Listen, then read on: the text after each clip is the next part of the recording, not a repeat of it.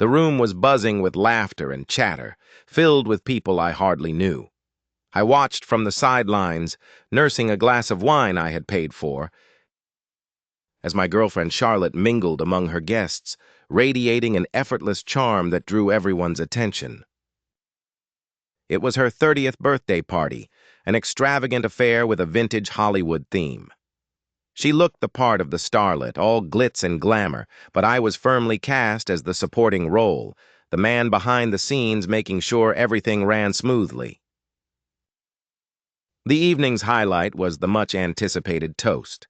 Charlotte stood in the center, lifting her glass with a practiced air, an audience captivated by her charisma. Her best friend Becca, who had a particular knack for looking down on me, stood beside her, smiling broadly. "I just want to thank everyone for coming," Charlotte began, her voice carrying over the crowd.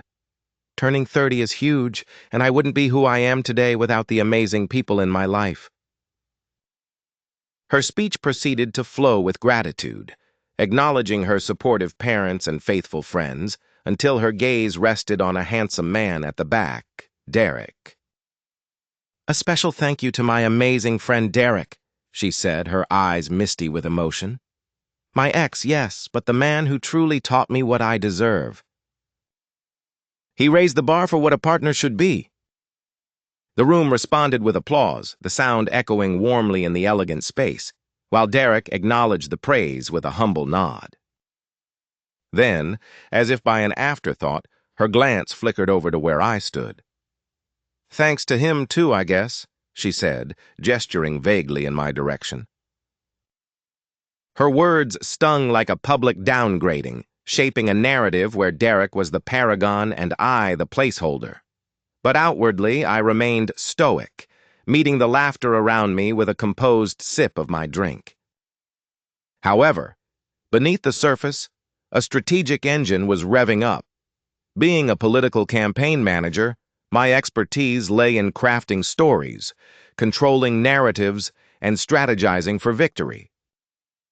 Charlotte had unknowingly ignited a campaign against the wrong opponent. For the next 48 hours, I turned into a lone researcher, diving into all there was to know about Charlotte and her ex, Derek. I mapped her extravagant life funded largely by my pocket. I was the linchpin of her luxurious engagements. For Derek, I employed a forensics expert to uncover his realities. His seemingly successful startup was a house of cards, set for collapse. In the days following, I initiated the destabilization phase. First, by withdrawing a strategic donation to a charity committee Charlotte adored, leaving her to face uncomfortable questions. My professional contact called Charlotte immediately, asking for clarification, which set the stage for her personal gospel to unravel. Derek's world unraveled spectacularly when a journalist exposed his startup as a financial mirage. His once impeccable image crumbled under the cold light of facts. Investors recoiled, and Derek was left wholly unmasked. Meanwhile, I executed a subtle takedown of Charlotte's ally, her friend Becca, whose practice of ethically murky returns at her job culminated in termination and ensuing legal troubles. The clique Charlotte once had firmly in her grip was left in disarray and betrayal.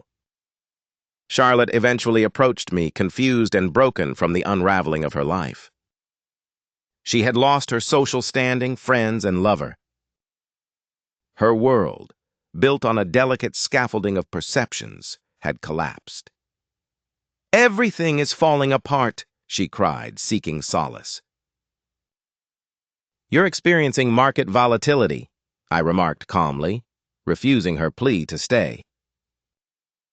Our arrangement had reached its deal's end, with her primary means, social standing, now void. In the aftermath of her campaign against me, Charlotte's story became a cautionary tale in my social circles, narrated through an interview portraying her as a misguided social climber and me as a stoic professional safeguarding his territory. Her moving back with her parents and slow rebuilding at a mundane job was poetic closure to a saga forecasted by her misjudged ambitions. Through strategic patience and application of professional acumen, I turned what could have been a personal blow into a comprehensive display of calculated precision, a lesson in understanding true opposition and the perils of superficial underestimations.